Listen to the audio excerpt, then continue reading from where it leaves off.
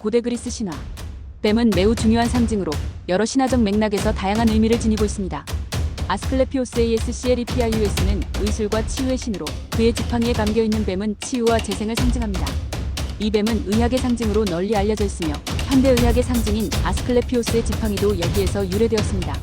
아스클레피오스는 의술의 신으로서 사람들을 치유하고 질병을 치유하는 능력을 가지고 있었습니다. 그의 지팡이에 감긴 뱀은 지혜와 변화를 나타내며 뱀의 탈피 과정은 재생과 새로운 시작을 상징합니다.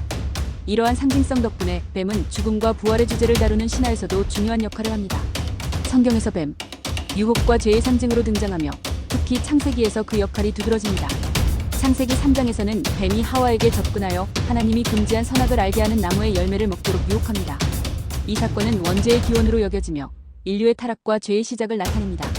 이 이야기에서 뱀은 교활하고 유혹적인 존재로 묘사되며 하와에게 하나님이 말씀하신 것과 반대되는 말을 하여 그녀를 속입니다. 이로 인해 아담과 하와는 금지된 과일을 먹게 되고 그 결과로 에덴 동산에서 추방당하게 됩니다.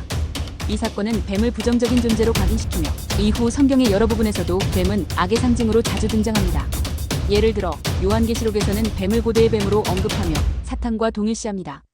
이러한 맥락에서 뱀은 유혹, 죄 그리고 악의 상징으로 자리 잡게 되었습니다. 인도 신화에서 뱀, 나가의 네이지에이는 매우 중요한 신성한 존재로 여겨집니다. 나가는 주로 뱀의 형태를 가진 신으로 물과 비를 관장하는 역할을 합니다. 이들은 강, 호수 그리고 물의 원천과 관련이 있으며 종종 비를 내리는 신으로도 묘사됩니다. 나가는 인간과 뱀의 혼합체로 나타나는 경우가 많으며 이들은 종종 신들의 수호자로 등장합니다.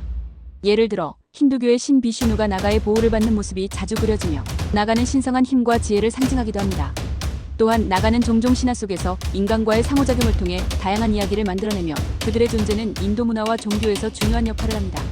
나가는 또한 불사의 존재로 여겨지며 그들의 신성함은 종종 신성한 의식이나 대사에서 중요한 요소로 작용합니다. 이처럼 인도 신화에서 나가는 단순한 악의 상징이 아닌 신성하고 보호적인 존재로 자리 잡고 있습니다. 북유럽 신화에서 뱀, 여러 가지 상징적 의미를 지니고 있으며 다양한 신화적 이야기와 캐릭터에 등장합니다. 가장 유명한 뱀 중 하나는 세계의 뱀인 요르문간드 JRMUMGANDR입니다. 요르문간드는 미드가르드 인간 세계를 둘러싸고 있는 바다에 살고 있으며 그의 몸은 지구를 한 바퀴 감싸고 있습니다. 그는 토르와의 전투에서 중요한 역할을 하며 라그나로크 신들의 종말에서 토르와의 대결로 유명합니다. 또한 뱀은 변신과 속임수의 상징으로도 여겨지며 로키의 로케이아이와 같은 신들과 관련이 있습니다. 로키는 종종 뱀의 형태로 변신하여 다른 신들과의 갈등을 일으키는 역할을 합니다. 북유럽 신화에서 뱀은 또한 죽음과 재생의 상징으로도 해석될 수 있습니다.